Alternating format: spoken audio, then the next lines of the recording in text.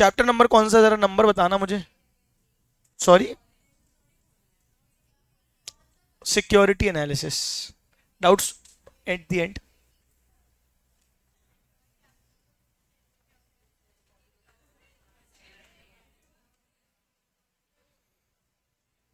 कौन कौन से क्वेश्चन होमवर्क दिए थे मैंने आपको कंसोलिडेशन में? तो कुछ नहीं बना क्या, सब में डाउट है?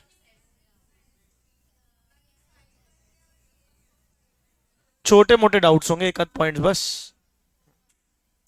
कौन सा चैप्टर करना है? चलो ये आपका एफएम का लास्ट चैप्टर है ऑफिशियली, सिक्योरिटी एनालिसिस।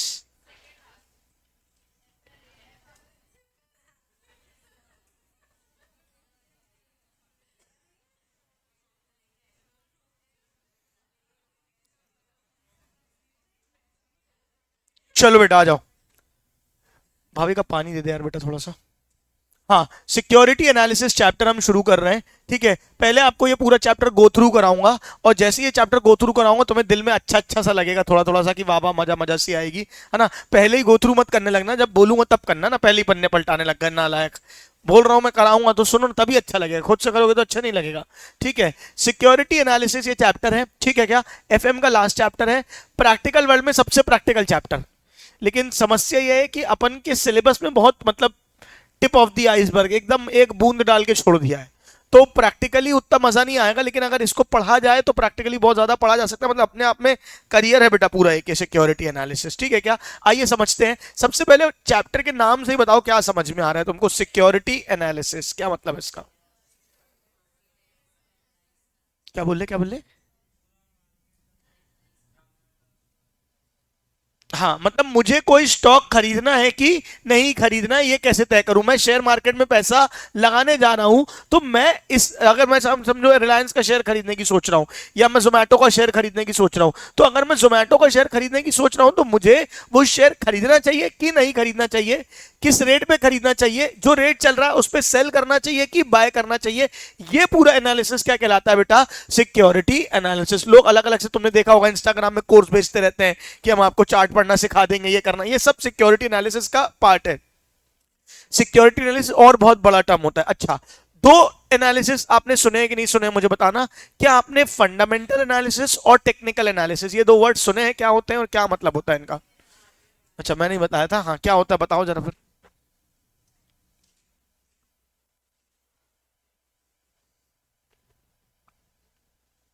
क्या तुमने आपने बनाया था, बताया था बोल के रुक गए? तो मैंने बताया था तो बताओ, तो क्या बताया था नालायक, बस सुने थे, हाँ आपने बताया था।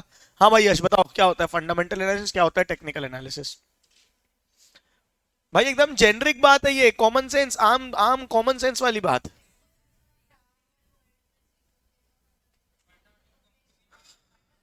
नहीं बेटा, ऐसा ऐसा मैंने कभी नहीं बताया, हाँ?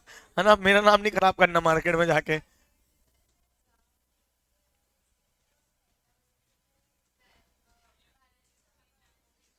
ठीक है, वेरी गुड। हाँ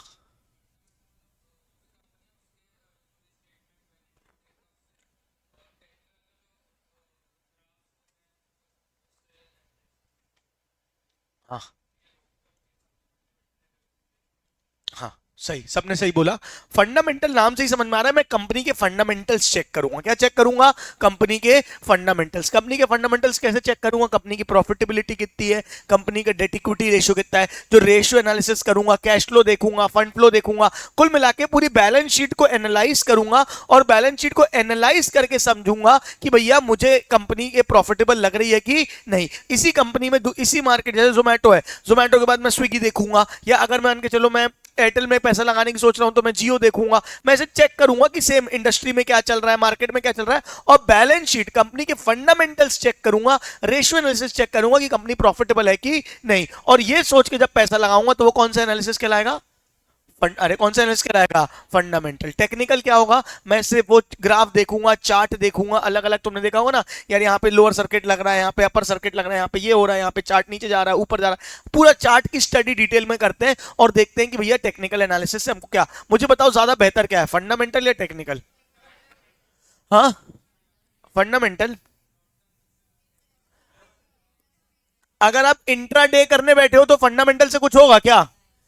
अभी इंट्राडे में आपका फंडामेंटल उतना काम का नहीं है। क्या इंट्राडे के लिए आपको क्या क्या देखना पड़ेगा, चार्ट्स देखने पड़ेंगे, टेक्निकल एनालिसिस करना पड़ेगा। लेकिन अगर आप वो करते हो, क्या कहते हैं, लॉन्ग टर्म इन्वेस्टमेंट के पॉइंट ऑफ व्यू से देख रहे हो, तो आप क्या देखोगे, फंडामेंटल, है ना। ये chapter more of theory side है, सिर्फ 2 या 3 प्रैक्टिकल है अलग से, बाकी पूरा ऑलमोस्ट चैप्टर थ्योरी है, लेकिन अच्छी थ्योरी है, समझने वाली थ्योरी है।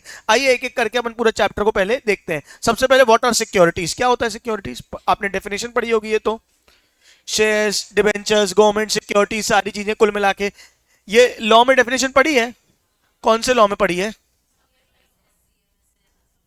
ना, कंपनी लॉ में भी शेयर्स की डेफिनेशन, सिक्योरिटीज, हाँ ना बोलो, सेम डेफिनेशन है कंपनी लॉ वाली, पढ़ाने की आवश्यकता है क्या, नहीं। अच्छा, इन्वेस्टमेंट क्या होता है,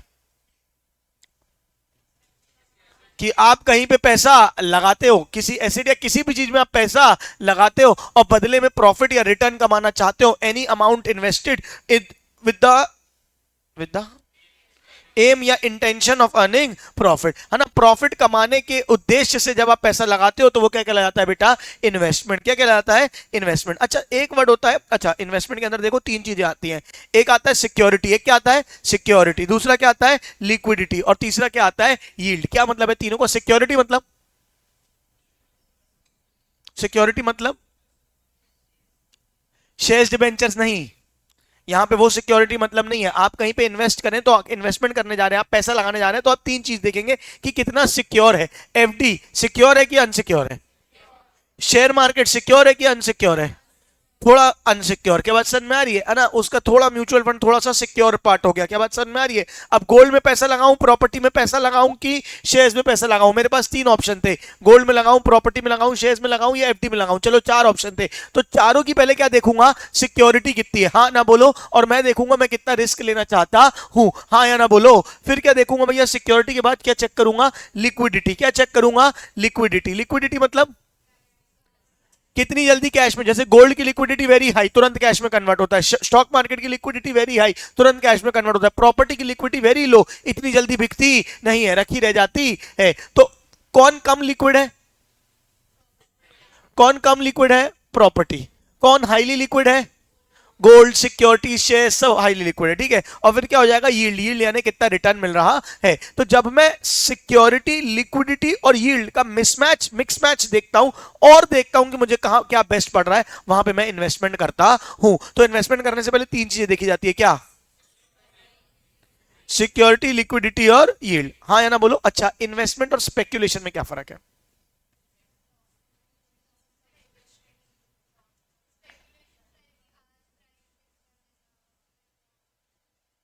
ना,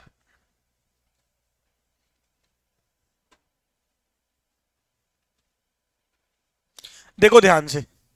मैंने सोचा जोमेटो में पैसा लगाना है, यहां सुनो, मैंने क्या सोचा, जोमेटो में पैसा लगाना है। जोमेटो में पैसा लगाने से पहले मैंने उसकी बैलेंस शीट पढ़ी, उसका एनालिसिस किया और सोचा कि अब पैसा लगाता हूं कुछ समय के लिए ऐसे। तो ये चीज क्या कहलाएगी, इन्वेस्टमेंट। ये चीज क्या कहलाएगी, है ना। मेरे को पल्लू ने बोला भैया एक काम करो, ये जोमेटो के शेयर्स खरीद लो, और मैंने खरीद लिए, पैसा मैंने इसमें भी लगाया, पर ये इन्वेस्टमेंट नहीं है, ये क्या है, स्पेक्यूलेशन। दोनों में क्या फर्क है, जब मैंने सोच समझ के एनालिसिस करके पैसा लगाया तो वो क्या है बेटा, इन्वेस्टमेंट। जब बिना किसी एनालिसिस के, बिना किसी कॉन्शियस एनालिसिस के तुक्के में पैसा आप कहीं लगा देते हो कि शायद बढ़ जाए, शायद घट जाए, शायद मुनाफा हो जाए, है ना, आप सिर्फ बातों बातों में पैसा लगा दे रहे हो, तो वो क्या है बेटा, speculation. I am speculating it will rain today. क्या बात समझ में आ रही है। आप जब, या स्पेक्यूलेशन है कि गोल्ड और बढ़ेगा, आप बोल रहे हो यार गोल्ड बढ़ेगा ले लो, गोल्ड बढ़ेगा ले लो, गोल्ड बढ़ेगा ले लो, मैंने गोल्ड ले लिया और गोल्ड गिर गया। अब ये मैंने कोई दिमाग लगाया था कि बस सुनी सुनाई बातें थी, ये क्या था, सबका स्पेक्यूलेशन था कि गोल्ड और ऊपर जाएगा। क्या किसी ने, गोल्ड तो प्योर स्पेक्यूलेशन पे ही चलता है, जब तक लोगों को पूरा इकोनॉमी का एनालिसिस ना हो कि भैया इंटर में पूरी इकोनॉमी में क्या चल रहा है, यूएस क्या कर रहा है, पूरा आपको जियोपॉलिटिकल चीजें ना पता हो, तब तक आप गोल्ड में दिमाग थोड़ी लगा सकते हो। गोल्ड मैक्सिमम टाइम लोग क्या कर रहे होते हैं, स्पेक्यूलेशन। क्या फर्क है स्पेक्यूलेशन और इन्वेस्टमेंट में, जब आप एनालिसिस से करते हो तो इन्वेस्टमेंट, बिना एनालिसिस के, एकदम कॉन्शियस एनालिसिस के बिना करते हो तो वो क्या कहलाता है, स्पेक्यूलेशन। तीसरा बढ़ जाता है गैम्बलिंग। गैम्बलिंग क्या हो जाता है फिर, जुआ, मतलब एकदम हार जीत। जरूरी नहीं है कि पत्ते ही खेलने पड़ेंगे तुमको जुए के लिए, ठीक है क्या, अगर इंडिया मैच जीती तो इतना पैसा मिलेगा, इतना मैच हारी तो इतना पैसा मिलेगा, ये क्या है बेटा, गैम्बलिंग, ठीक है। इसमें कोई दिमाग भी नहीं है, एनालिसिस भी नहीं है, क्या हो जाएगा बेटा, गैम्बलिंग, हाँ या ना बोलो। एक और एक बहुत माइन्यूट सा वैसे है, वो भी गैम्बलिंग ही, पर लीगल भाषा में उन लोग जैसे ये होता था, क्या कहते हैं इसको, टीम बनाओ, ड्रीम 11, टीम बनाओ, तो ये कहीं ना कहीं क्या हो गया, स्पेक्यूलेशन हो गया कि आपको लग रहा है कौन सा खिलाड़ी चलेगा कौन सा खिलाड़ी नहीं चलेगा, थोड़ा बात, और फिर भी उसमें गैम्बलिंग प्रॉपर नहीं है। क्या बात समझ में, गैम्बलिंग क्या है, इंडिया जीती तो पैसा डबल, हारी तो खत्म, क्या बात समझ में आ रही है, या इसने सेंचुरी बनाई तो पैसा डबल, ये क्या होता है, प्योर गैम्बलिंग, हाँ या ना बोलो। हालांकि वो भी बोलने वाली बातें, जो ये ड्रीम 11 और ये सब चीजें थी, ये भी क्या था, कहीं ना कहीं गैम्बलिंग ही था, बंद हो गया, पता चला, पड़ा होगा ना न्यूज तुमने, सारी चीजें, सारे ऐप्स जिसमें पैसा जीतने के चांसेस थे सब पे बैन हो गया, मतलब पता नहीं क्यों चल रहा था अभी तक, तो मेरे को समझ ही नहीं आ रहा था, बड़ी देर से फैसला आया लोगों की जिंदगी बर्बाद होने के बाद। चलो कोई बात नहीं, क्या फर्क है इन्वेस्टमेंट और स्पेक्यूलेशन में, जल्दी देखो, इन्वेस्टमेंट में क्या होता है बेटा, बेसिस ऑफ डिसीजन क्या होता है, अरे अरे अरे, क्या हो गया अनुकृति, हारी हो क्या मैच में पैसे तुम, गैम्बलिंग गैम्बलिंग हुई है क्या, गुस्सा आ गया, हाउजी खेलती हो हाउजी, वो भी नहीं बनती, उस दिन नहीं बन रही तुमको, वो भी बेटा गैम्बलिंग स्पेक्यूलेशन ही है, वो भी गैम्बलिंग ही है वो भी, ठीक है ना। तो fundamental factor that is performance of the company,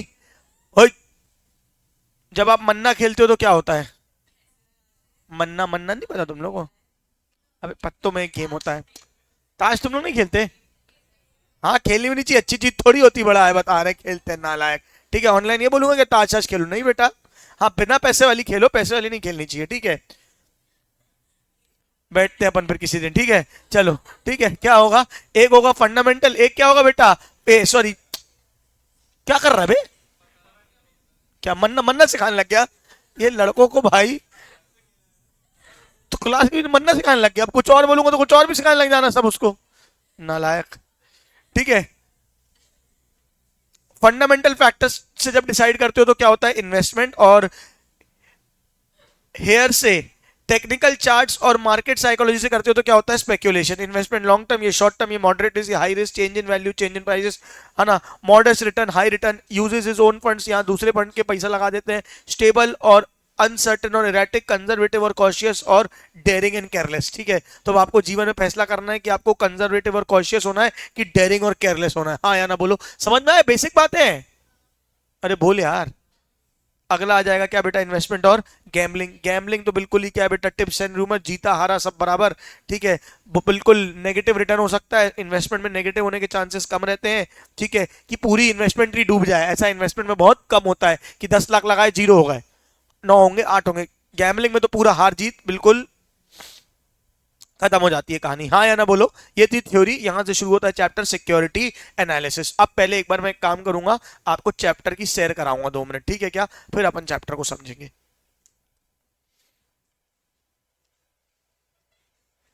2 minute pencil charge कर लूं तो क्या अच्छे से शेयर लग पाती है ना बेटा। बारिश हो रही है, एसी बंद, हाँ आप बंद कर दो एसी, कोई दिक्कत नहीं है, रिमोट मेरे पास नहीं है। बारिश हो रही है बाहर, बढ़िया यार, संडे के दिन बारिश हो, चलें गाड़ी में घूमने, एक एक भजिया चाय हो जाए, हाँ, चाय पियोगे, जब तक चादरी चले, चाय मंगा सकता हूँ तुम लोग के लिए भाई, अब चल नहीं सकता।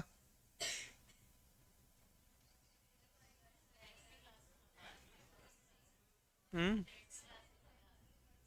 क्यों, क्या मजा आती थी उसमें, अच्छा अच्छा अच्छा अच्छा, तो तुम क्या बोलना चाहती हो, ये लोग ग्रुप नहीं है तुम्हारा, है, ये बोलना चाहती हो तुम,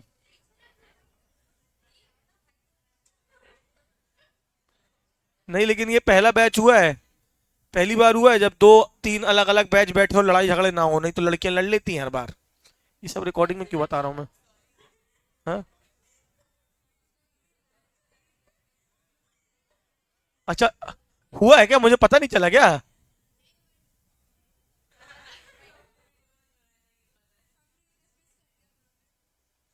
क्या क्या हुआ है, मेरे को बता रहे यार तुम लोग, फिर गॉसिप नहीं दिए मेरे को, मेरे को गॉसिप चाहिए होती है भाई।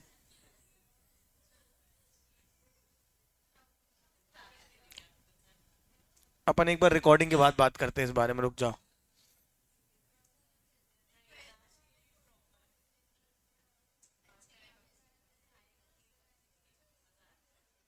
चलो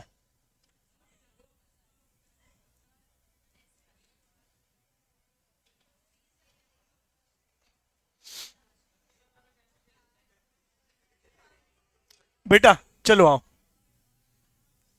सिखा दिया है। तुम लोग साले गैम्बलिंग का सेशन लगने लग गया। मैं सिक्योरिटी एनालिसिस पढ़ा रहा हूँ कि गैम्बलिंग नहीं करनी है ना, स्पेकुलेशन नहीं करना है, इन्वेस्टमेंट करना है। यहाँ लड़के गैम्बलिंग सिखा रहे हैं एक दूसरे को, नालायक। आओ सिक्योरिटी एनालिसिस, यहाँ देखो दो प्रकार के एनालिसिस होते हैं। एक कौन सा? एक होता है फंडामेंटल, दूसरा होता है टेक्निकल। देखो पहले आपको फंडामेंटल एनालिसिस की बात करी गई कि फंडामेंटल एनालिसिस कैसे करोगे। जब आप फंडामेंटल एनालिसिस करने जाते हो तो आपको तीन प्रकार के एनालिसिस करने पड़ते हैं। सबसे पहले आप इकोनॉमी को समझोगे। किसको समझोगे? इकोनॉमी। भाई इंडियन इकोनॉमी में क्या चल रहा है, किस देश में क्या चल रहा है, पूरी इकोनॉमी एज ए होल अगर कुछ खराब हो रहा होगा, जैसे अभी इंडिया पाकिस्तान का वॉर है, अगर मान लो ये वॉर आगे बढ़ता और बड़े लेवल पे जाता तो इंडियन इकोनॉमी क्या होती? डाउन जाती। डाउन जाती तो पूरा मार्केट, स्टॉक मार्केट सब गिरता। क्या बात समझ में आ रही है? हमको तो बड़ा अच्छा लगता है इंस्टाग्राम में देख के, हाँ मारो मारो मजा आए, जला दो, आग लगा दो। तो भाई उन लोग बैठे हुए हैं क्या? वो भी तो एक आध कुछ तो मारेंगे। आपकी वॉर जब तक चलेगी बेटा, रशिया नहीं है हम की लड़ते भी रहे और पैसा भी कमाते रहे। क्या बात समझ में आ रही है? खूब पैसा है उनके पास। अगर हमारी वॉर होती इंडिया पाकिस्तान से तो हमने जो किया वो सही किया, लेकिन अगर वॉर बहुत कंटिन्यू चलती तो पूरी इकोनॉमी आपकी क्या हो जाती? बैठ जाती। क्या बात समझ में आ रही है? वापस से गरीब हो जाते। ठीक है क्या? अभी भी अमीर हुए हैं नहीं, लेकिन ठीक है। एनालिसिस ऑफ द इकोनॉमी, क्या बात समझ में आ रही है? दूसरा क्या है बेटा? इंडस्ट्री। पहले इकोनॉमी को समझो, फिर किसको समझो? इंडस्ट्री। कि भैया आप जैसे फॉर एग्जांपल एयरटेल में पैसा लगा रहे हो तो टेलीकॉम इंडस्ट्री को समझो क्या होने वाला है।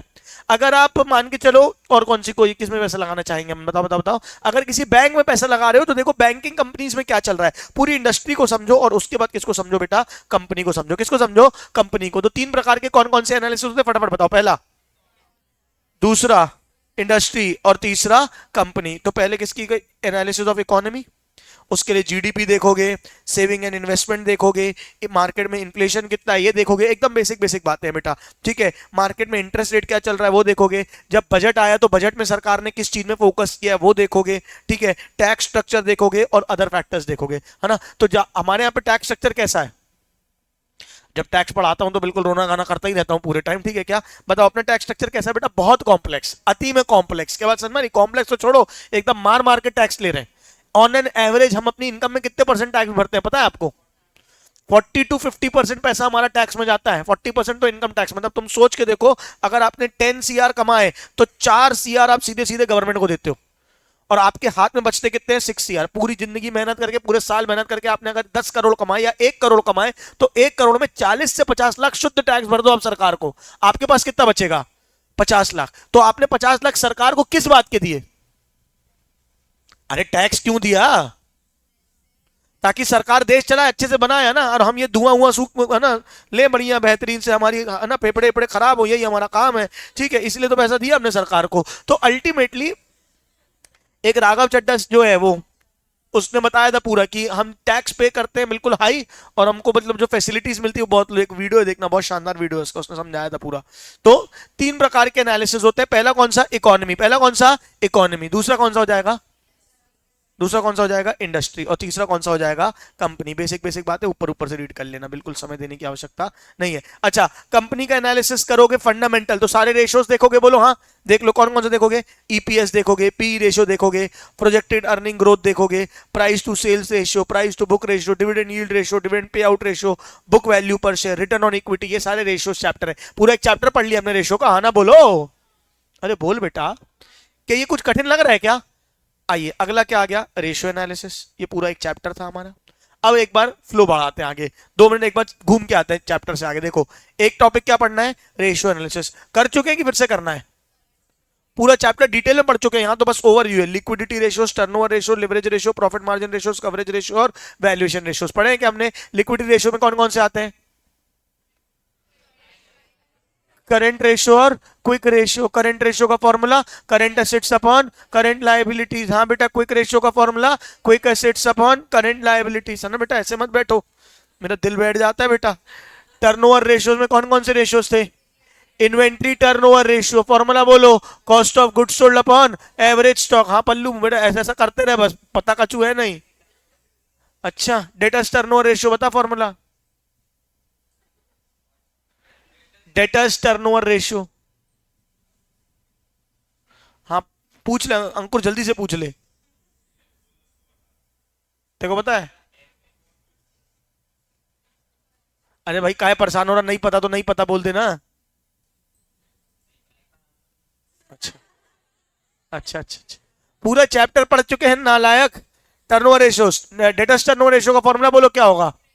Net credit sales upon average debtors. ठीक है, लेवरेज रेशियोज में, रेशियोज नहीं लेवरेज पढ़ना पड़ेगा, हमने एक लेवरेज चैप्टर पढ़ा था। 3 प्रकार के लेवरेज होते हैं। हाँ पल्लू बता कौन कौन से 3 लेवरेज होते हैं? 3 लेवरेज होते हैं।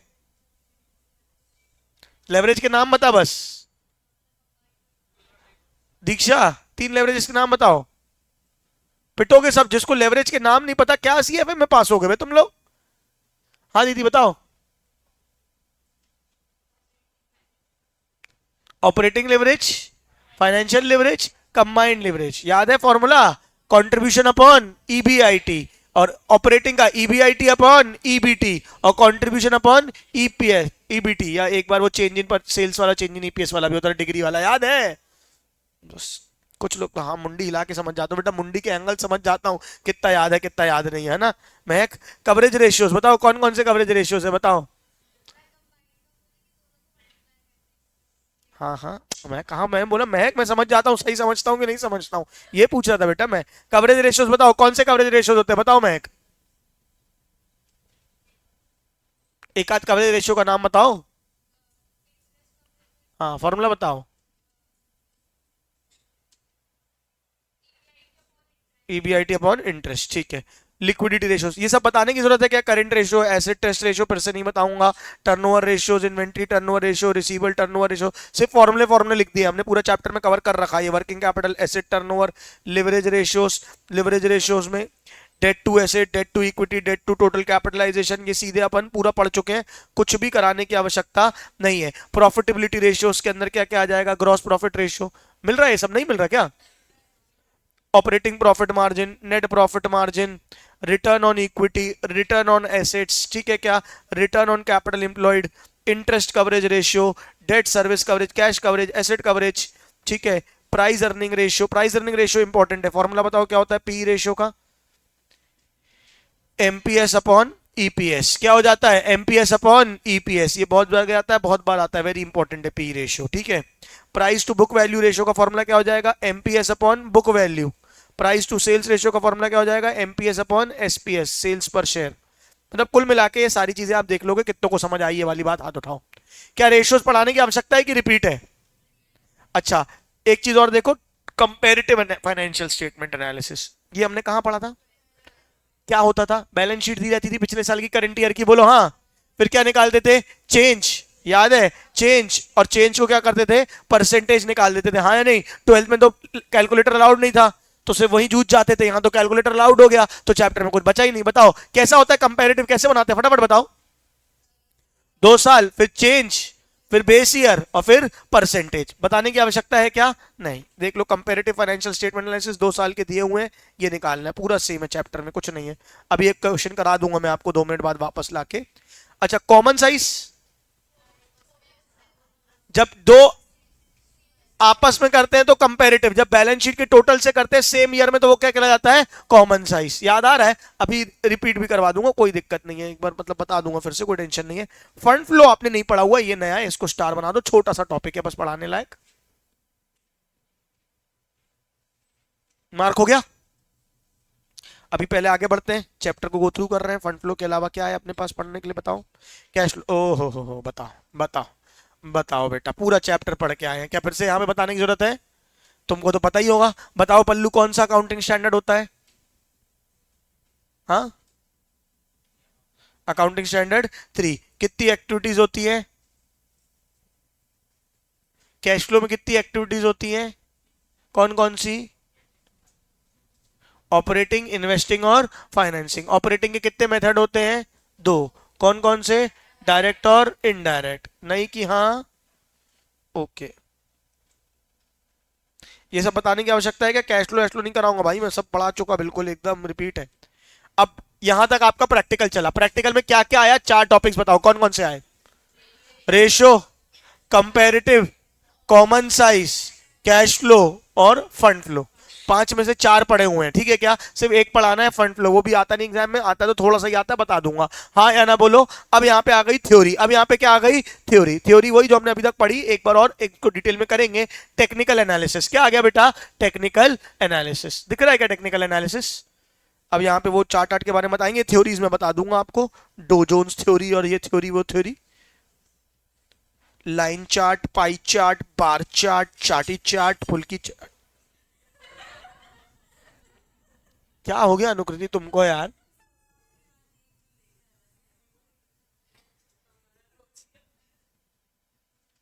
टेक्निकल इंडिकेटर्स, एडवांस डिक्लाइन, मुझे बताओ ये सब एग्जाम में आता है क्या?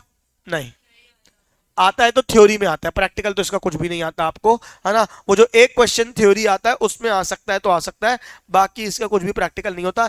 यही इंपॉर्टेंट है पढ़ाने के लिए इस चैप्टर में, अगर कुछ है तो रिस्क एंड इट्स टाइप्स, इसको भी मार्क कर लो जल्दी। Risk and its types,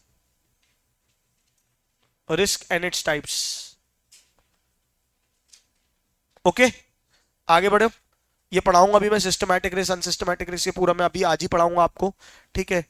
measuring return ये पूरा मैं आज पढ़ा के, ये एक ही प्रैक्टिकल है जो नया है और ये इंपॉर्टेंट है, ये करा दूंगा आज मैं आपको। फिर थ्योरी आ गई, approaches to valuation, fundamental approach, technical approach, efficient capital market theory, ये सब सिंपल। ये देखो ये देखो ये देखो देखो ये देखो ये देखो ये देखो ये देखो, फंडामेंटल अप्रोच टू वैल्यूएशन में ये देखा हुआ सा लग रहा है क्या? क्या है फॉर्मूला, क्या है फॉर्मूला, क्या है? देखो इनने पूरा आखिरी में कंक्लूजन फॉर्मूला दिया होगा ना, ये देखा हुआ दिख रहा है क्या? क्या है formula? P0 is equals to D1 upon KE minus G। पढ़ रखा है क्या? कब पढ़ा? 2-3 चैप्टर में पढ़ा है, हाँ या ना बोलो? इसको ये डिविडेंड डिसीजन में भी आता था प्राइस निकालने के लिए, याद है? अच्छा इसी से अगर KE निकालना हो तो क्या फॉर्मूला होता था, बताओ पल्लू? KE इज इक्वल्स टू, हाँ गोलचा जी बताएं। अच्छा ये वाला फॉर्मूला याद है, D1 upon KE minus G। इसी से KE निकालना हो तो फॉर्मूला क्या होता था, इसी को इधर उधर करके जो बनाते थे? D1 upon P0 into 100 plus G। कछु याद आया? और महक सब बढ़िया? बेटा याद आया कि नहीं आया? नया है कि रिपीट है? फुल रिपीट है, लेकिन इसके क्वेश्चंस कराऊंगा, बट एकदम बेसिक है, कुछ नहीं है, कर चुके हैं अपन। फिर थ्योरी आ गई, theory theory theory theory theory theory. ये तो बताना पड़ेगा, ये कौन बताएगा? कैपम कौन बताएगा? कैपम का फॉर्मूला, कैपम का फॉर्मूला। रुक जा रुक जा रुक जा रुक जा, पूछूंगा, जिससे पूछूंगा वो बताएगा। हाँ दीदी आप बताओ कैपम का फॉर्मूला। जिसको कैपम का फॉर्मूला नहीं बना वो तो बेटा चुल्लू भर पानी लेके डूब मरे। बिल्कुल, कैपिटल एसिड प्राइसिंग मॉडल, मन में आ गया फॉर्मूला? बताओ दीदी।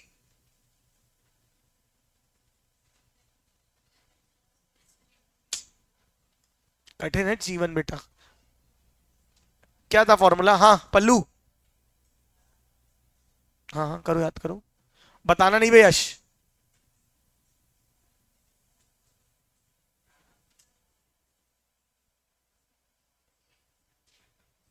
हाँ अंकुर, अबे इतना याद करना पड़ रहा है, मतलब याद नहीं आएगा? क्या था कैपम का फॉर्मूला, बोलो? RF plus RM minus RF into beta, याद है? बिल्कुल गला फाड़ फाड़ के पढ़ाया था, कितनी बार पढ़ाया था पता नहीं, पूरे क्वेश्चन कराए थे, बोलो यार। इसलिए ये चैप्टर आखिरी में रखता हूँ, सब दूध का दूध पानी का पानी हो जाता है, सब पता चल जाता है किसको क्या बन रहा क्या नहीं बन रहा, ठीक है? ये क्या हो गया? कैपम फॉर्मूला बोलो क्या था? RF plus RM minus RF into beta, याद आया? ये भगवान, खत्म चैप्टर। चले घर चले, हाँ? तो कुल मिला के नया पढ़ने के लिए कितना, पूरा चैप्टर एक बार पलटाओ और मेरे को लिस्ट बनवाओ क्या क्या है नया पढ़ने के लिए थ्योरी के अलावा। एक है फंड फ्लो सबसे पहले, दूसरा है रिस्क एंड इट्स टाइप्स, तीसरा, अगर प्रैक्टिकल पूरे लिस्ट बनाऊं तो ये दो ही है पढ़ने के लिए, तो बस अगर पूरे प्रैक्टिकल की लिस्ट बनाऊं तो fund flow, risk and its types, और क्या क्या है पूरे पूरे बनाने, क्या क्या है चैप्टर में? रेशियो,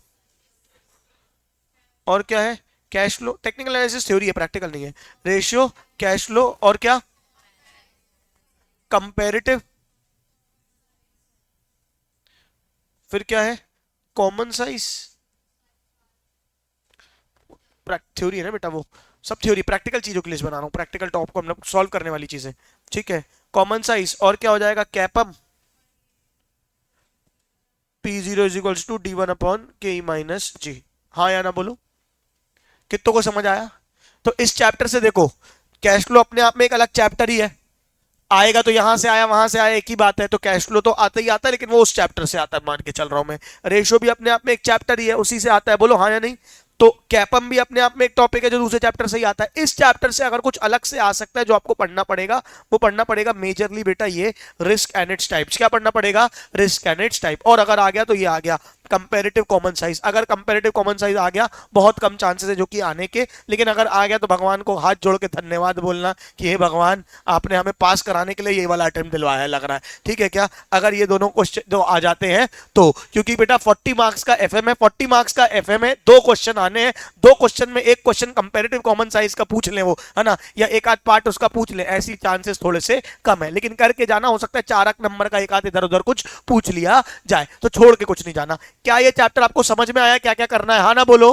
पढ़ने के लिए मात्र दो टॉपिक है, एक क्या, फंड फ्लो, दूसरा रिस्क एंड इट्स टाइप्स, जिसमें पूछा भी ज्यादा क्या जाता है, risk and its types, theory practical दोनों में पूछा जाता है। तो आज मैं रिस्क एंड इट्स टाइप कराऊंगा, कंपैरेटिव कॉमन साइज का एक आध क्वेश्चन बोलोगे तो करा दूंगा, या ये sorry risk and its types करा दूंगा, और एक बार ये रिवाइज करा दूंगा, P zero equals to D one upon K E minus जी। बाकी सब कुछ मैं होमवर्क दूंगा, कल थ्योरी पढ़ा के खत्म करूंगा चैप्टर को। क्या बात समझ में आ रही है, कुछ नहीं है इस चैप्टर में मेरे कराने लायक खास, हाँ या ना बोलो।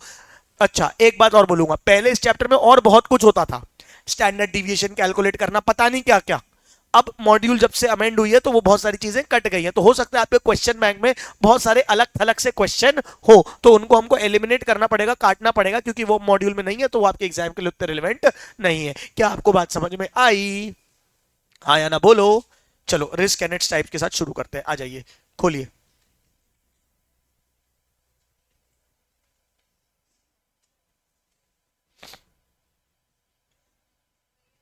हाँ हाँ ईवीए, अरे वो ईवीए एलिमिनेट कर दिया उन्होंने, याद दिलाना, वो कराऊंगा मैं। अच्छा क्वेश्चन बैंक में कहीं भी नहीं आया ना, मॉड्यूल में कहीं है ही नहीं ना ईवीए,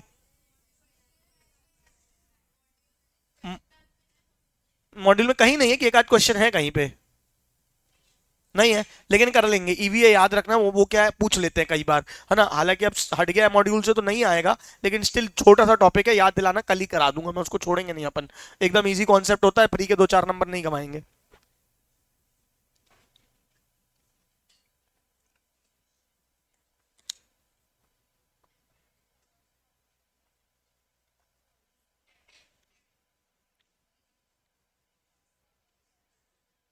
चलिए रिस्क एंड इट्स टाइप्स खोलिए सब लोग, आइए।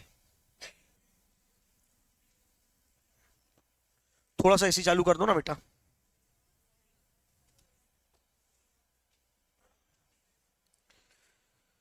क्या बोल रही है अनुष्का, कुछ बोल रही है।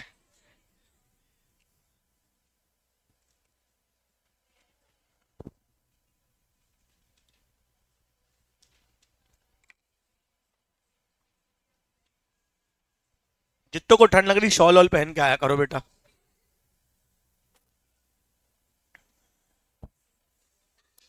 चलिए आइए, टॉपिक है क्या, risk and its types. Topic क्या है बेटा, रिस्क एंड इट्स टाइप। मुंडी डियर को स्ट्रेट बैठो, सारे लोग यहां देखोगे, दो प्रकार के रिस्क होते हैं, एक बिजनेस में दो प्रकार के रिस्क होते हैं, एक होता है सिस्टमैटिक, एक क्या होता है, और दूसरा क्या होता है, अनसिस्टमेटिक। देखो जिंदगी में भी दो प्रकार के रिस्क होते हैं, एक होता है कौन सा बेटा, सिस्टमैटिक, और दूसरा कौन सा होता है, अनसिस्टमैटिक। सिस्टमैटिक मतलब, अच्छा नाम उल्टा है, सिस्टमैटिक मतलब सिस्टम से आता है, अनसिस्टमैटिक मतलब अनसिस्टम से आता है ना, नालायक। सिस्टमैटिक मतलब अनकंट्रोलेबल, सिस्टमैटिक मतलब, देखो ऑपोजिट है, थोड़ा नाम देख के लगेगा सिस्टमैटिक मतलब अच्छा, लेकिन आपके कंट्रोल में नहीं है, तो इसलिए नाम थोड़ा ध्यान से याद रखना। सिस्टमैटिक मतलब आपके बस की बात नहीं है भाई। इंडियन मार्केट में स्टॉक मार्केट गिर रहा है या गोल्ड बढ़ रहा है, क्या आप उसको कुछ कर सकते हो क्या भैया। वो डोनाल्ड ट्रंप टैरिफ लगा रहा है, क्या बात समझ रही है, चाइना और इंडिया में, और वो पुतिन और वो लोग लड़ रहे हैं आपस में, क्या ये सब तुम्हारे हाथ में है क्या। इतनी दुखी क्यों हो तुम, ऐसे में नहीं, हमारे हाथ में तो नहीं है, बिल्कुल एकदम परेशान सी बैठी हुई है कि कहा बता रहे हैं। ठीक है, हाँ बेटा, ठीक है। क्वेश्चन पेपर कैसा आएगा तुम्हारे हाथ में है क्या? नहीं। कठिन आ जाएगा पेपर, तुम कुछ कर लोगे क्या? नहीं। ये सब कौन से रिस्क है बेटा? अनकंट्रोलेबल। कौन से रिस्क है? Uncontrol, macro in nature. कौन से नेचर बेटा? मैक्रो, आपके कंट्रोल के बाहर है, आप इसको कंट्रोल नहीं कर सकते, सिर्फ एसेस कर सकते हो। क्या कर सकते हो बेटा? एसेस। एसेस मतलब कितना जानकारी लगाना, कितना रिस्क है। ठीक है, अगर दो कंट्रीज की वॉर चल रही है, मान के चलो पूरी इंडस्ट्री डाउन चल रही है, एक ऐसा रिस्क जो पूरे मार्केट में आए, टेक एआई आ गया, तो क्या किसी एक कंपनी के लिए रिस्क आया कि सबके लिए आया? इतना डेड टाइप, इतना ठंडा रिस्पॉन्स। ठीक है, एक के लिए आया कि सबके लिए आया? तो ये कौन सा रिस्क है बेटा? और अनसिस्टमैटिक कौन सा होगा बेटा?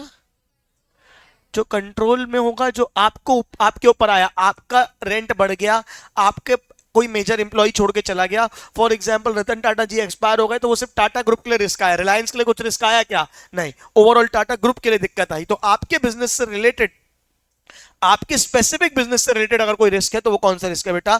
Unsystematic, controllable by an organization and micro in nature, जिसको आप कंट्रोल कर सकते हो। आपका एम्प्लॉय टर्नओवर बहुत ज्यादा है। एम्प्लॉय टर्नओवर समझते हो?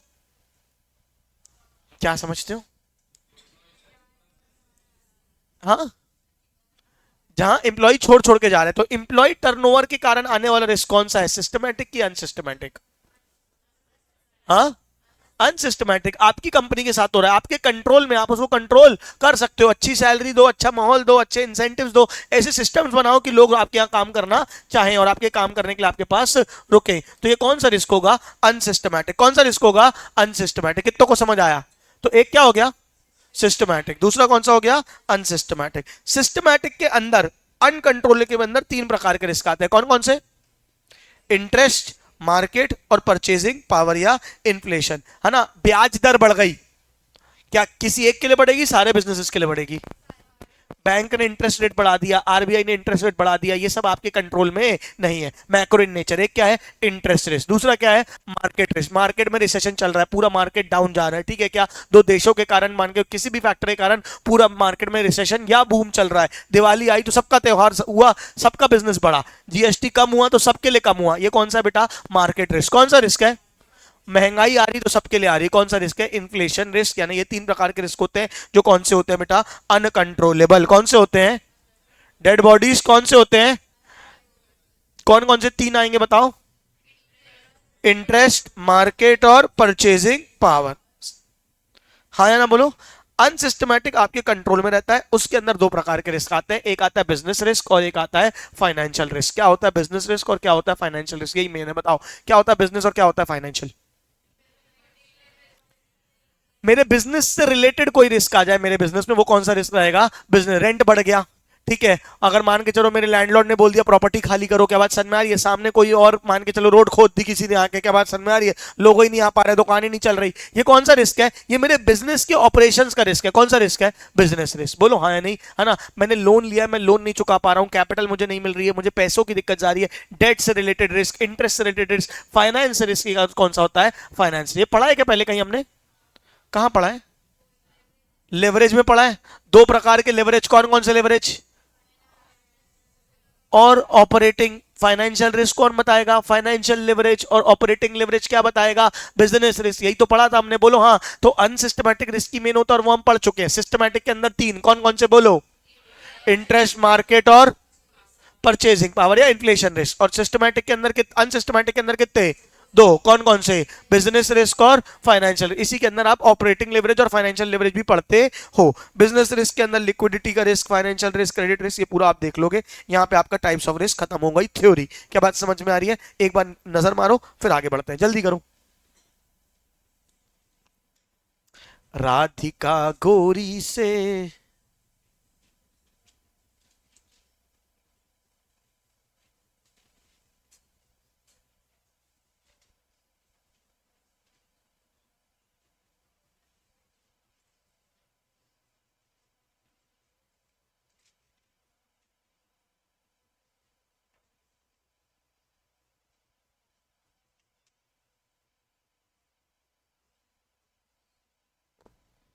बेटा हो गया? शुभरी, आगे बढ़े। Return on security. अरे तुमने वाली पिक्चर देखी जो भूत वाली आई है, कौन सी आई है? हाँ, रश्मिका मंदाना की, और वो थम्मा ऐसे ही कुछ नाम है, हाँ। हाँ, किसी ने देखी? मत जाना, मैं देख के आया भाई, बहुत कष्ट हुआ कल। हे भगवान। कुछ नहीं है, कुछ नहीं है, ना अच्छी है ना डरावनी है, पता नहीं क्या है क्यों वो। फर्स्ट हाफ तो फिर भी ठीक था, थोड़ा बहुत कॉमेडी था। सेकंड हाफ में तो बाप रे, भेड़िया आ गया उसमें, दिमाग, वरुण धवन घुस गया। स्त्री से इंस्पायर्ड बिल्कुल भी इंस्पायर्ड नहीं है वो, बिल्कुल कॉमेडी नहीं है उसमें। फर्स्ट हाफ फिर भी ठीक लगा मुझे, सेकंड हाफ तो बाप रे, सर का नस फट गया बिल्कुल। बहुत अफसोस हुआ, रात को सैटरडे नाइट खराब करी। 11 बजे वाला सो गया था, 2 बजे भेड़िए को देख रहा था, बाप रे। वरुण धवन, क्या करूं मैं, जीवन बहुत दिक्कत है। हाँ, मुंजिया फिर भी ठीक थी यार, Munjya was good, Munjya was comedy at least, Munjya अच्छी थी, कोई दिक्कत नहीं थी मुंजिया में। ये सब में तो भाई बहुत दर्द है। चलो, ठीक है, आइए बेटा। हाँ, अरे वो फर्स्ट हाफ अच्छा है, सेकंड हाफ बहुत बुरा है, वही भेड़िया आ जाता है ना उसमें, तो मेरे को वैसे ही पसंद नहीं वरुण धवन। चलो, रिटर्न ऑन सिक्योरिटी क्या है? Return on security, return on security मतलब कैलकुलेट करना कितना रिटर्न कमाया, कितना रिटर्न कमाया। एक बार यहां देखो, इसमें दो प्रकार के रिटर्न होते हैं, एक होता है होल्डिंग पीरियड रिटर्न, एक होता है होल्डिंग पीरियड रिटर्न, और दूसरा होता है बेटा एनुअलाइज रिटर्न। ये दोनों चीजें सीखनी है अपन को, एक सीखना है एचपीआर और दूसरा है एनुअलाइज रिटर्न। आपने कभी मार्केट में कहीं पैसा लगाया? कोई सा ऐप देखा है कभी? कौन सा? स्टॉक या ग्रो देखा है? उसमें अगर आपने किसी के भी इन्वेस्टमेंट देखी होगी तो उसमें दो प्रकार के रिटर्न दिख रहे होते हैं, दिखते हैं क्या? एक दिख रहा होता है XIRR, नहीं देखा? आओ दिखाता हूं। नहीं, पूरी इन्वेस्टमेंट्स नहीं दिखाऊंगा, एक आध दिखा देता हूं, ठीक है। Financial data is private. हाँ, ये एक इन्वेस्टमेंट दिखा सकता हूं, मुनाफे वाली दिखाऊं ना? तुमको देख के लालच भी आए कि आ हा हा, सब तो नुकसान में है। नहीं नहीं, रुक जाओ दिखाता हूँ। हाँ, ये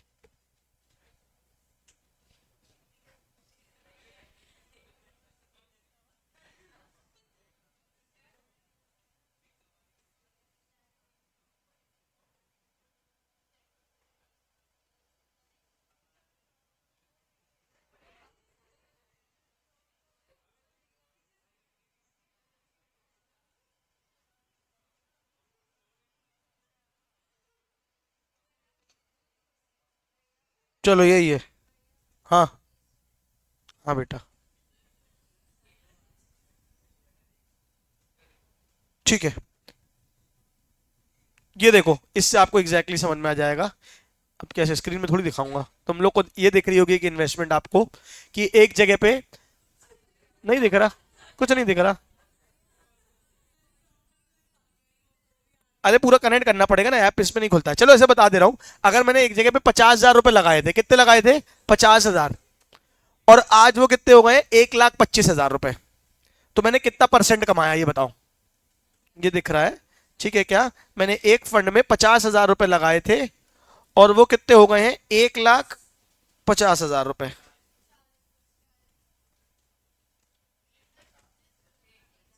एक 25 बोला? हाँ, एक एक 30 हो गए वैसे, टू बी प्रिसाइज 1,29,000 है, 1,30,000। कितना परसेंट रिटर्न कमाया मैंने?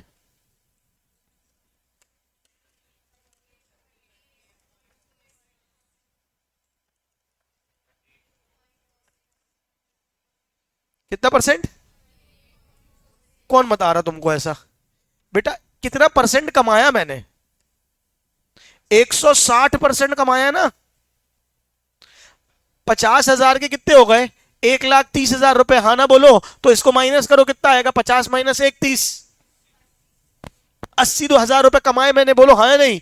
कितने पैसे लगा के? 50,000 रुपए लगा के। तो रिटर्न कैसे कैलकुलेट होगा? 80,000 डिवाइडेड बाय 50,000 इंटू 100, हाँ या नहीं? कितने परसेंट रिटर्न है? 160% रिटर्न है। क्या बात समझ में आ रही है? सोचो 160% बहुत होता है बेटा। 160% मतलब मेरा पैसा 50,000 ऑलमोस्ट क्या होने वाला है, 3 गुना होने वाला है। क्या बात समझ में आ रही है? ये एक मैंने आपको इन्वेस्टमेंट दिखाई, बाकी सारी लॉस पे है ना, सब में इतना नहीं कमाते हैं अपन, ठीक है। तो 50,000 के कितने हो गए, 1.5 लाख रुपए मोटा मोटी अगर अपन माने तो 3 गुना हो गए पैसे, हाँ या ना बोलो। तो 150% रिटर्न हमने कमाया है किसी एक, ये जो रिटर्न कहलाती है होल्डिंग पीरियड रिटर्न। क्या कहलाती है? लेकिन ये मैंने कब खरीदा था ये आपको बताया क्या? अब हो सकता है ये मैंने खरीदा हो 2015 में, वैसे उतना पुराना नहीं है, लेकिन मान के चलते हैं 2015 में खरीदा, और आज क्या आ गई है 2025, तो कितने साल में 150% कमाया है? 10 साल में। तो ऑन एन एवरेज 1 साल में कितना कमाया है, वो जो निकाला जाता है वो कहलाता है बेटा एनुअलाइज रिटर्न। वो क्या कहलाता है बेटा? Annualise return. वो आना चाहिए सही, हाँ या ना बोलो। होल्डिंग पीरियड रिटर्न तो कितना भी आ सकता है, आप 20 साल के लिए रखे रहो तो उससे थोड़ी कुछ डेटा पता चलेगा, हाँ ना बोलो। तो अगर मैं आपको यहां पे देख के दिखाऊं, कभी भी इन्वेस्टमेंट कहीं भी करने जाओ ना, तो आप उनसे पूछो एक्सआईआरआर कितना है, यानी एनुअल रिटर्न कितना आ रहा है कंपाउंडिंग। जैसे अगर यहां पे होल्डिंग पीरियड रिटर्न एग्जैक्टली मेरे को दिखा रहा है 158.8%, यानी मोटा मोटी 160%, हाँ या ना बोलो। पर उसका एक्सआईआरआर कितना है? 16.85। एक्सआईआरआर कितना है? 16.85, यानी मैंने ऑन एन एवरेज 1 साल में कितना कमाया है? 16%। कितना कमाया है? 16%। क्या बात समझ में आई? तो दिखने में अगर आपको कोई कभी इन्वेस्टमेंट बताने आए, समझाने आए, बोले देखो पैसा 150% हो गया, तो वो 150% का महत्व है क्या? हाँ या नहीं? नहीं। एक्चुअली महत्व किसका किसका है बेटा? एक्सआई आरआर का, कि आप एनुअली कितना कमा रहे हो। अभी हम दोनों निकालना सीखेंगे। पहला रिटर्न कौन सा था? पहले वाले का नाम क्या था? Holding period. क्या था? Holding period. दूसरे वाले का नाम क्या था? एनुअलाइज्ड। आपको एक्सआई आरआर नहीं याद रखना एग्जाम के लिए, उसका नाम क्या है बेटा? Annualise holding period return. ठीक है, क्या होल्डिंग पीरियड रिटर्न निकाला तो आप सीख ही गए। कैसे निकाला बताओ? 50,000 के 1.5 लाख का एक आध क्वेश्चन देखते हैं सीधे, देखो। फॉर्मूले फॉर्मूले की मुझे नहीं लगता आपको जरूरत है। Mister A invested 10,000 in shares of XYZ company 10 साल पहले, एंड योर शेयर्स इंक्लूडिंग री इन्वेस्टेड डिविडेंड्स आर करेंटली 23,800 रुपए। 10,000 लगाए और 23,800 बन गए। बताओ कितना आया holding period return? 23,800 - 10,000 divided by 10,000। हाँ, 138%। सबका नहीं आया क्या? अरे बोलो बेटा, थक गए क्या? 48 मिनट में थक जाते हो? कैसे गए भाई तुम लोग? क्या पढ़ोगे तुम लोग जीवन में? अच्छा, क्वेश्चन नंबर 2 देखो। 3 years ago, Fred invested 10,000 in shares of ABC. Each year, the company distributed dividends to its shareholder. Each year, Fred received 100 rupees as dividends. Note that since Fred received 100 dividends in each year, his total income is $300। यानी उसने 10,000 रुपए लगाए, हर साल $100 $100 $100 कमाया, यानी $300 का dividend कमाया, और आज उसने अपनी इन्वेस्टमेंट को बेच दिया 12,000 रुपए में। कितने बेच दिया? 12,000। बताओ कुल कैश, बताओ कमाया कितना उसने? 10 को बेचा कितने पे? कितना कमाया? 2,000 प्लस 300 रुपए का डिविडेंड, हाँ या नहीं बोलो, यानी कितना कमा दिया? अरे कितना कमाया? 2,300। और 2,300 डिवाइडेड बाय इनिशियल इन्वेस्टमेंट आ जाएगी होल्डिंग पीरियड रिटर्न। कितना आ जाएगा? 23%। हाँ या ना बोलो। तो होल्डिंग पीरियड रिटर्न का फॉर्मूला क्या हो गया? Income divided by initial investment. क्या होगा फॉर्मूला? लिख लो, होल्डिंग पीरियड रिटर्न का formula income divided by initial investment.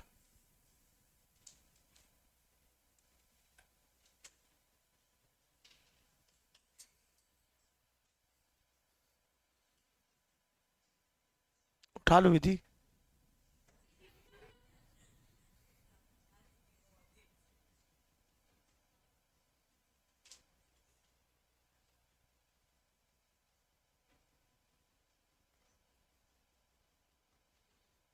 हो गया। एग्जाम्पल 3, होल्डिंग पीरियड रिटर्न निकालो, क्या होगा? व्हाट इज H3 4 सब करो। एग्जाम्पल 3 4 दोनों करना है आपको।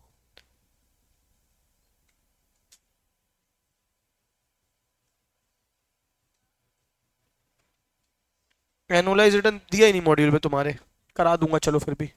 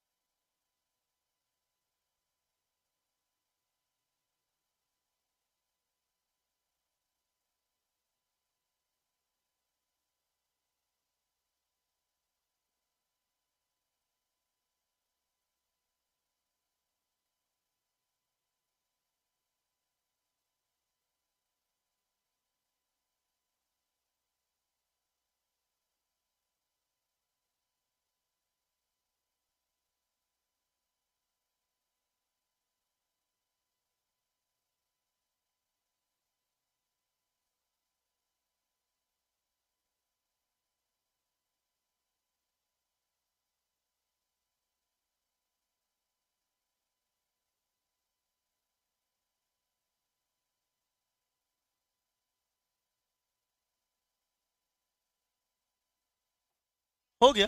अच्छा, चलो आगे क्या है। मुझे चौथे वाले का होल्डिंग पीरियड रेट बताओ कितना आया।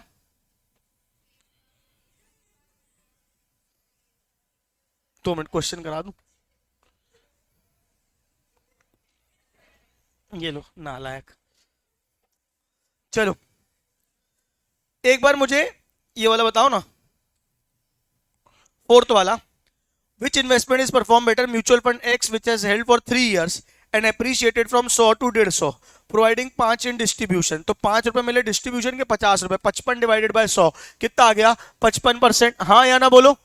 और दूसरे में कितना आया बताओ बेटा? 200 से 320 हो गई, तो 120 और डिवाइड कितना आ गया? 65%। लेकिन दोनों को सेम पीरियड के लिए होल्ड किया कि अलग अलग पीरियड के लिए? पहले वाले को कितने के लिए और दूसरे वाले को कितने के लिए? बताओ बताओ कौन सा बेटर है, ऐसे बता सकते हो क्या? कैसे? डिवाइडेड बाय 3 थोड़ी हो जाएगा। हाँ वही, उसी को बोलते हैं एनुअलाइज रिटर्न। वो हम सीखना है ना। डिवाइडेड बाय 3 करके पर ईयर ऐसे नहीं निकल जाता है वो, क्योंकि कंपाउंडिंग हुई है ना। तो आप ऐसे नहीं निकाल सकते, बता रहा हूं कैसे निकालेंगे। मुझे बताओ कितने परसेंट रिटर्न आया? अगर 1 रुपए में 10% जोड़ते तो 1.10 हो जाता है। हाँ ना बोलो। 1 रुपए में 55% जोड़ो, कितना हो जाएगा?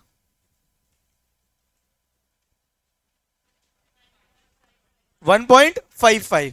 ये कितने साल का रिटर्न है? 3 साल का है। जब हमको 3 साल आगे भेजना था तो हम में वो क्या करते थे? क्यूब स्क्वायर निकालते थे। हाँ या ना बोलो।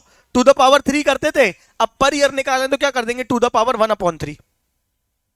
मतलब 1.55 टू द पावर 1/3। ये क्या आएगा आपका? Annualise return. ये क्या आएगा आपका? एनुअल। अच्छा, टू द पावर 1/3 कैसे करेंगे? कुछ याद है कैसे करेंगे? अबे कहां हो सब? कैसे करेंगे डिवाइड टू द पावर 1/3? 12 बार root minus 1 divided by 3 plus 1 multiply equal to 12 बार। निकालो बेटा, क्या देख रहे हो मेरी शक्ल? एरिन बेटा, कुछ नहीं याद? देख के लग नहीं ना, तेरी शक्ल देख के तेरे को याद है।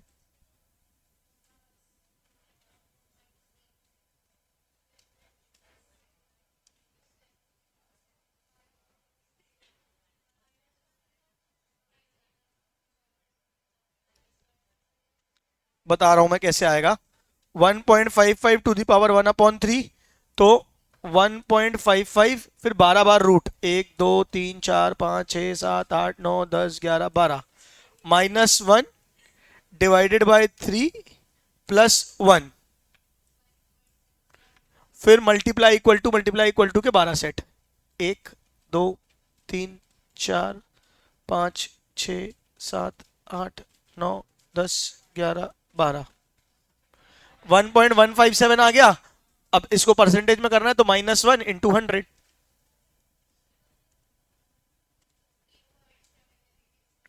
15 पॉइंट कितनों को समझ आया? एनुअलाइज आ गया। अच्छा, दूसरा वाला कितना था? 65%। कितने साल के लिए था ये? अब इसका निकालो एनुअलाइज्ड। 1.65 to the power 1/4।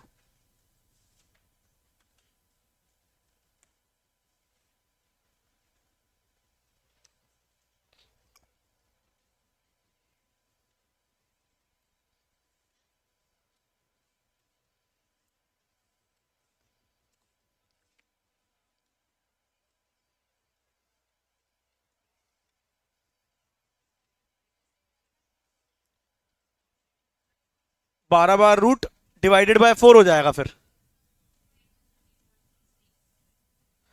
13.33 आ गया।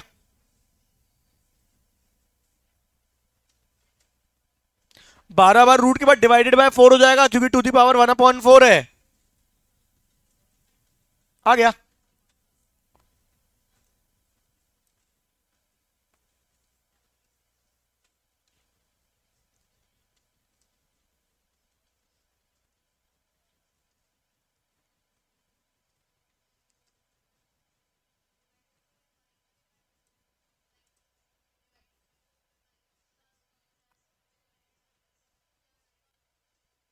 मैंने लिखवाया भी है नोटबुक में, कैलकुलेटर ट्रिक्स के अंदर ये।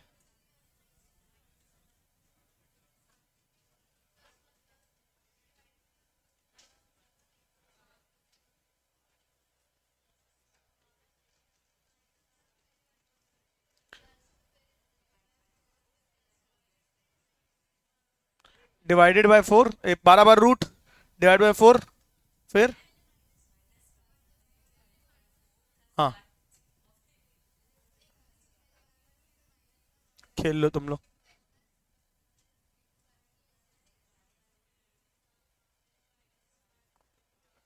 -1 डिवाइडेड बाय 4 +1।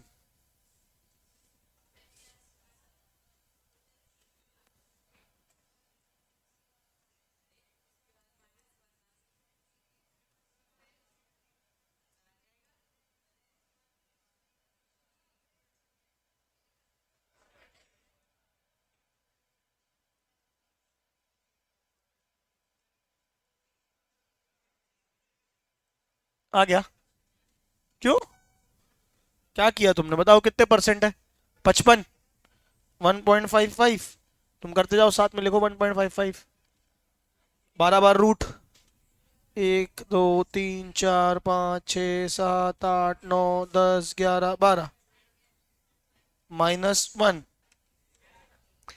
डिवाइडेड बाय, अपन ने क्या 1.55 लिया ना, 3 साल के लिए था, तो डिवाइडेड बाय 3 +1। अब मल्टीप्लाई इक्वल टू 12 बार, 1 2 3 4 5 6 7 8 9 10 11 12। 1.157 आ गया, -1 × 100, 15.73। क्या करा दिखाओ, करो।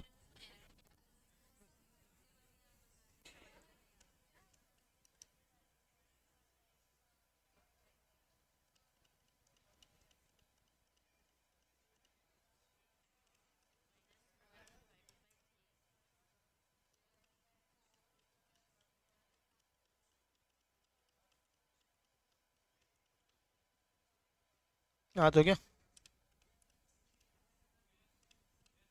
आ गया था मतलब, आ रहा है सही काम, बढ़िया कैलकुलेटर है यार तुम्हारा, हाथ बहुत बढ़िया चलता है उसमें।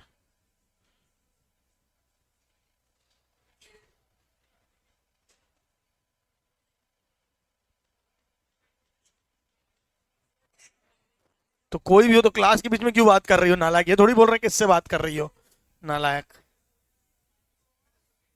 चलो हो गया बेटा, अब देखो प्रैक्टिकल में नया पढ़ाने के लिए तो यही था, ठीक है। अब मेरा मान, हमको क्या करना चाहिए, सारे इलस्ट्रेशन फटाफट फटाफट फटाफट एक बार निपटा लेने चाहिए, ताकि चैप्टर ही खत्म हो जाए। फिर अपन कल थ्योरी देख लेंगे, क्या पढ़नी है क्या नहीं पढ़नी है, ठीक है। आओ जल्दी से।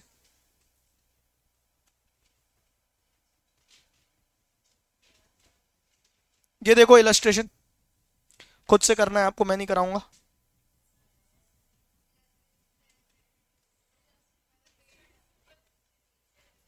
इसमें इलस्ट्रेशन नंबर नहीं है ना, ज्यादा इलस्ट्रेशन है ही नहीं ना क्वेश्चन में, चैप्टर में।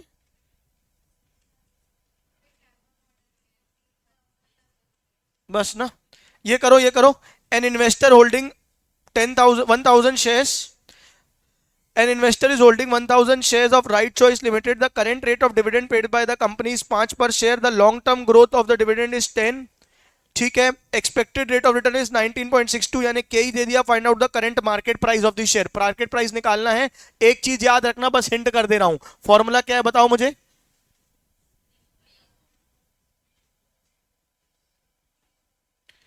P0 क्या है, D1 upon K E minus जी। सॉल्व करो बिना सोल्यूशन देखे। डिविडेंड कितना, अच्छा करो, खुद से करो यार, करो करो।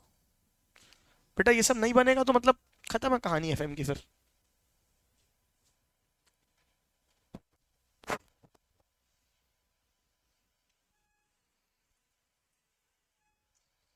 अच्छा यार, मॉड्यूल दिखा जब तक।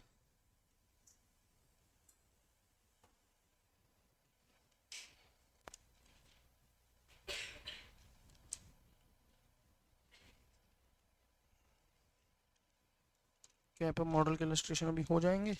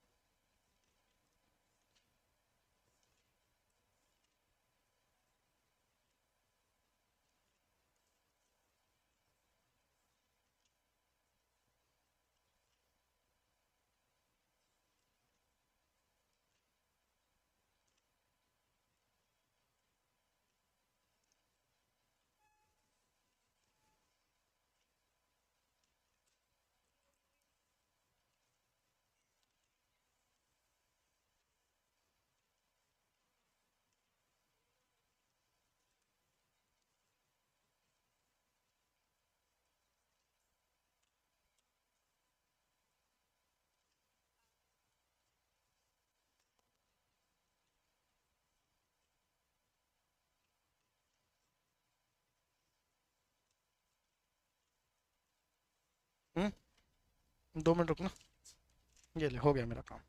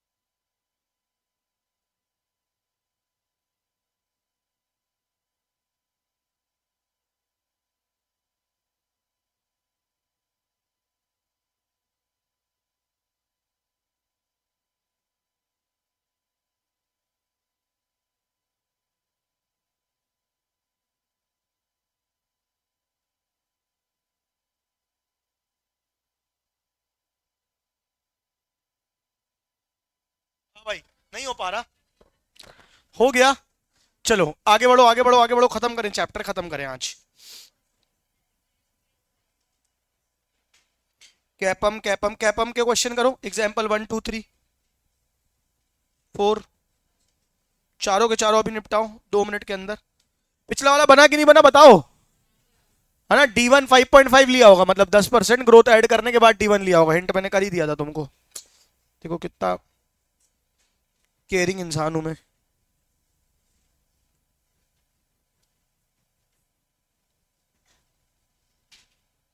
जो ना बने पूछो, एग्जाम्पल 1 2 3 4 करो।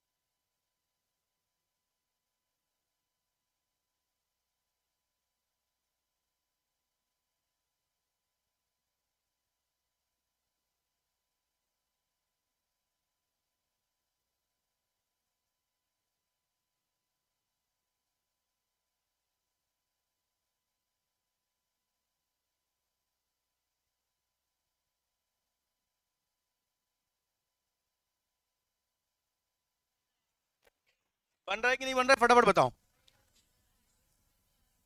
क्या? कौन सी? कौन सा? तभी वही तो पूछ रहा हूँ, कौन सा वाला? पहले ही वाला। Current yield on US 10 year treasury is 2.5। जो ये ट्रेजरी होते हैं ये सब क्या होता है, आरएफ होता है, ये रिस्क फ्री बॉन्ड होते हैं 2.5। ठीक है। Average axis historical annual return, अरे रे रे, average axis historical annual return for US stock is 7.5। ये दिया है RM minus RF, risk premium, और 1.25 क्या दे दिया है, बीटा। तो क्या हो जाएगा, 2.5 प्लस 7.5 इंटू 1.25।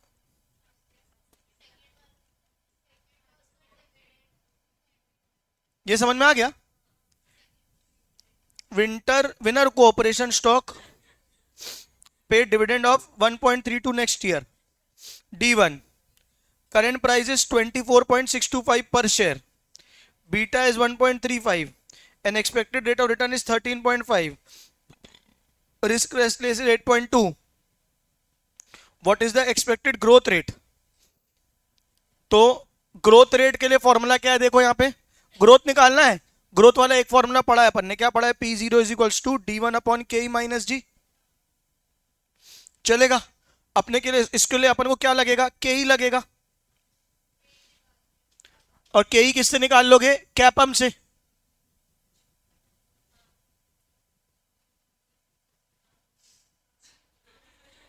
हाँ, नहीं, तुम लोग के चेहरे तो कुछ और बता रहे हैं। फिर से बेटा आओ देखो,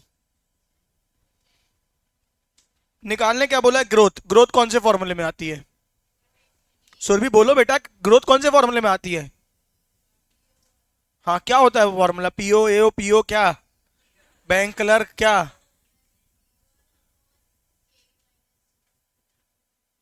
ठीक है, ग्रोथ निकालना है तो उसके लिए पहले के ही लगेगा। सुरभि थक गई क्या? के ई का फॉर्मूला क्या हो जाता है, कैपम में के ई का फॉर्मूला क्या हो जाता है बताओ, R F plus R M minus R F into beta. अरे बाप रे, तुम लोग ये सब नहीं कर पा रहे, मुझे बहुत दर्द हो रहा है। ठीक है, आर एफ कितना दिया हुआ है, riskless rate 8.2, R M minus R F कितना दिया हुआ है, दिया है क्या?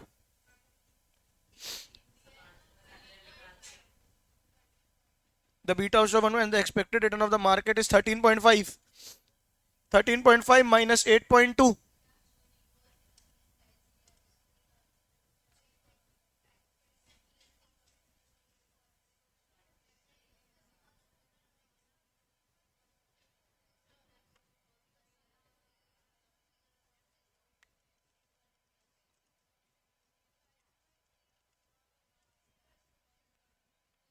15.355 आ गया के ई, आ गया।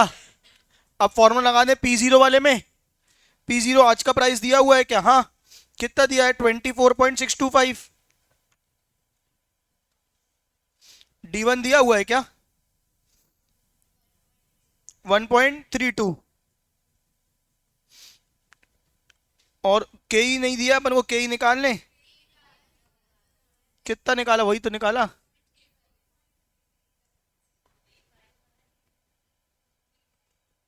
माइनस ग्रोथ, अब सॉल्व करके ग्रोथ निकाल लो।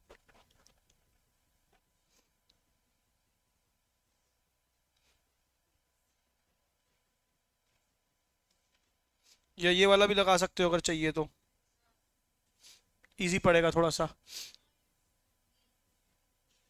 के is equals to D one upon P0 into 100 plus ji.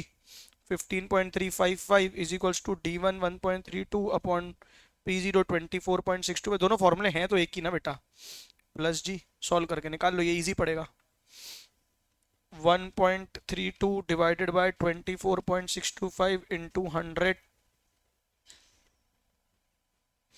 Minus 15.355, 10% करीब करीब आंसर आ रहा है, कुछ कुछ 10% आ गया आंसर, क्या चाहिए और?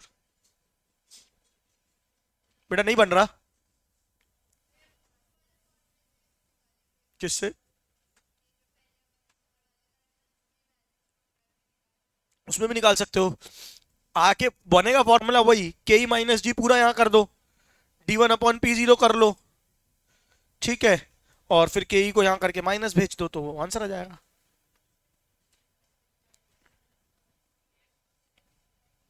इसी से सॉल्व करना है, ठीक है। इसको सॉल्व करो, डिवाइड करो, 1.32 डिवाइड 24.625 इंटू 100 कर दो, क्योंकि डेसिमल में ना, 5.36। अब ये यहाँ आ जाएगा, -15.35, 9.98, 10%। वो D1/P, ये क्या है बेटा, ये क्या है, क्यों कर रही हो किताब किताब में बेटा, कॉपी में करो लिख के बेटा, ये क्या तरीका है। धीरे धीरे तुम लोग फ्लैट होते जा रहे हो। थक गए हो क्या बेटा? अबे समय ब्रेक दे दूं 5 मिनट का?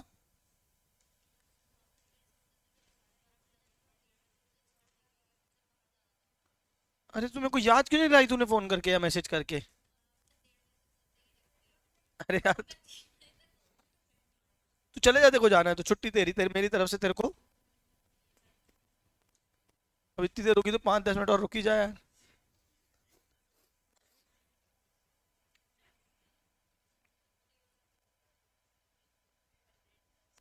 हाँ बेटा।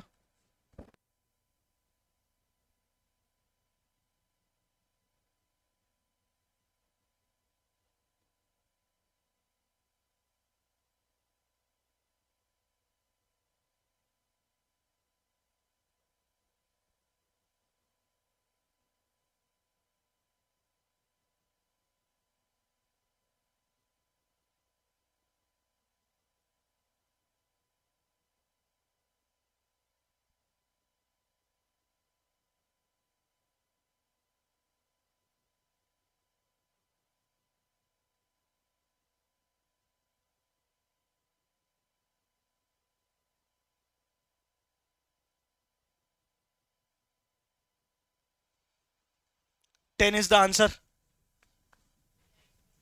हाँ, 9.99 इज 10। 3 और 4 करो जल्दी, बन जाएगी कि होमवर्क दे दूं? हाँ करो करो करो, very good, nice, I like the attitude.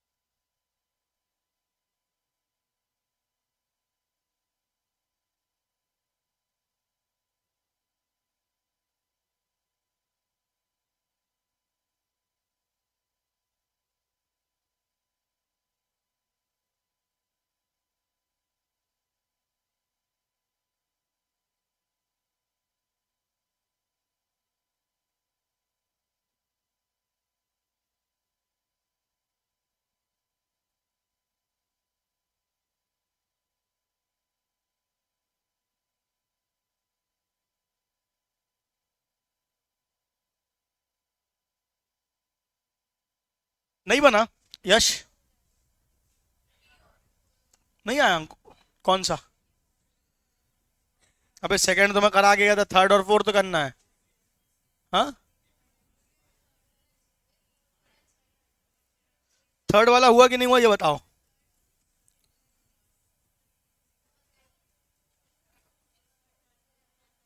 D1 दिया है, ग्रोथ दी है।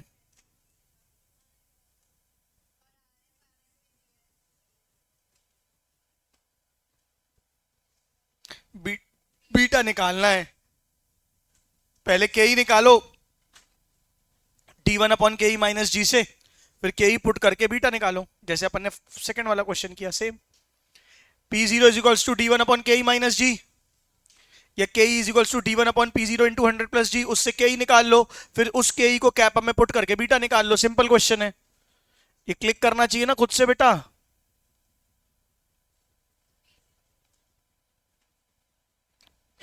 थर्ड हो गया यश?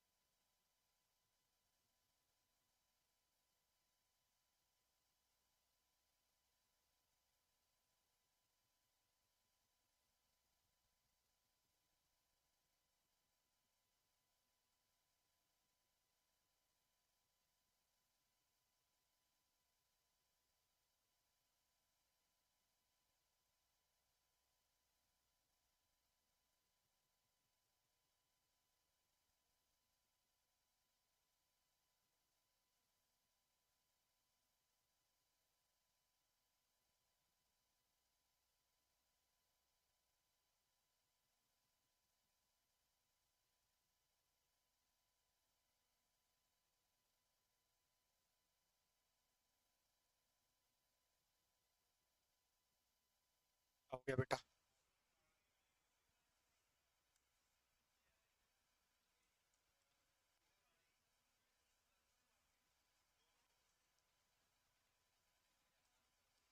साले क्या जानवर जैसे खेलते हो बे।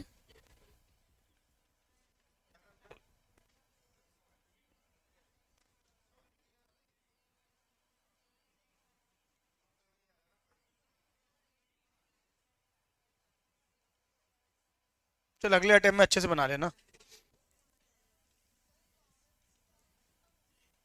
शेयर, कॉमन स्टॉक मतलब इक्विटी शेयर। कौन सा कर रहे हो? थर्ड? फोर्थ नहीं हुआ? तो अभी तक थर्ड ही हुआ है तुम लोग का। बन गया third?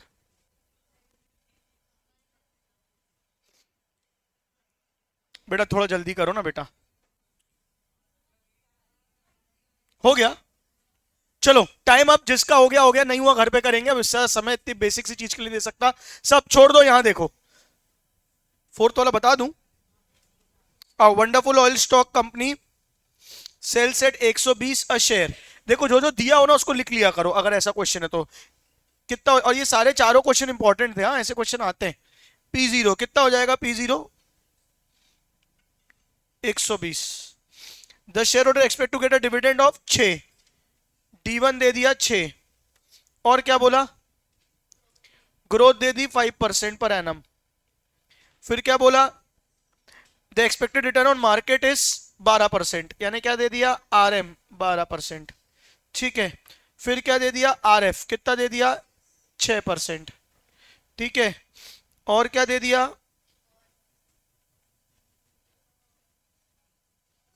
announced that it won the multi-million dollar Navy contract and in response the news the stock jumped to 125। यानी ये क्या दे दिया तुमको? P1 बोल सकते हैं एक तरीके से। ठीक है। कितना दे दिया? 125। फिर क्या बोला उसने? Find the beta of the stock before and after the announcement. मैंने 2 बार बीटा निकालना है। बीटा का फॉर्मूला क्या होता है? R M minus R F in K is equals to R M R F plus R M minus R F into beta. K E आपके पास है नहीं तो पहले के ई निकाल लो तो बाकी सब मिल जाएगा। आपके पास आर एफ भी है। आर एफ कितना है बताओ? आर एफ कितना है? 6%। R M minus R F कितना है? 6। बीटा अपन को निकालना है और के ई अपने पास है नहीं तो पहले के ई निकाल लो। के ई का फॉर्मूला क्या हो जाएगा बिफोर बताओ? P zero K is equals to D one upon P zero into 100 plus G. यार बेसिक क्वेश्चन था, ये बनना चाहिए था। के ई कितना है? के ई नहीं पता। डी वन पता है? हाँ। कितना है डी वन बताओ बेटा? 6। पी जीरो कितना है? 120 इंटू 100 प्लस 5। तो 6 डिवाइडेड बाय 120%। 5% प्लस 5% कितना हो गया? 10। तो 10 यहां पुट कर दो। 10 is equal to 6 plus 6 into beta. ये 6 माइनस जाएगा तो कितना बच जाएगा? 4 is equal to 6 beta. Beta is equal to कितना हो जाएगा? 4 डिवाइडेड बाय 6। कितना आ गया? 0.66। कितना आ गया? 0.66। नहीं आया? क्या आया? एक बार आफ्टर में फिर से सेम वैल्यूज पुट करके निकाल लोगे, बनेगा? अरे बोलो। चलो एक काम करो, अब मॉड्यूल में आओ वापस, स्टार्टिंग से जल्दी आओ, पहले पन्ने से आओ।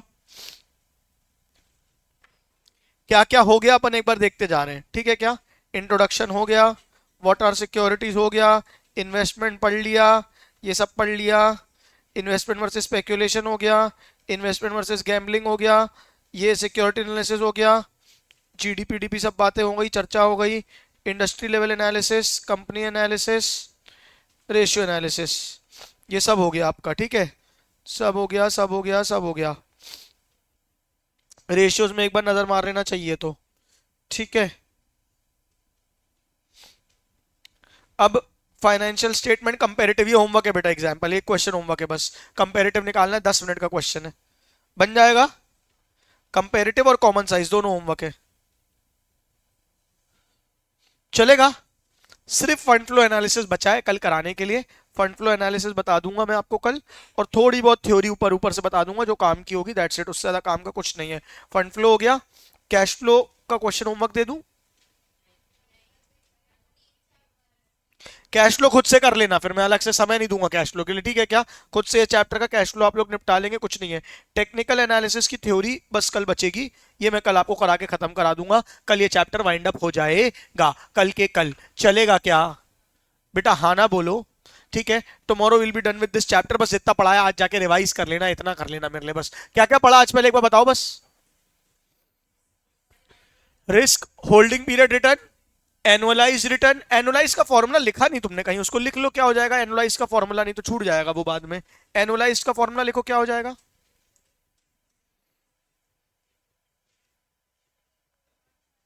Holding period return 1 + HPR, 1 + HPR upon 1/n। समझ गए? होल्डिंग पीरियड रिटर्न अगर 10% था तो 1.10 कर रहे थे ना, 55% था तो 1.55 कर रहे थे, हाँ या नहीं बोलो? 1 + HPR divided by two the power 1/n। n क्या था? Number of years. अगर 3 था तो डिवाइडेड बाय 1/3, 12 था तो 1/12 बन जाएगा।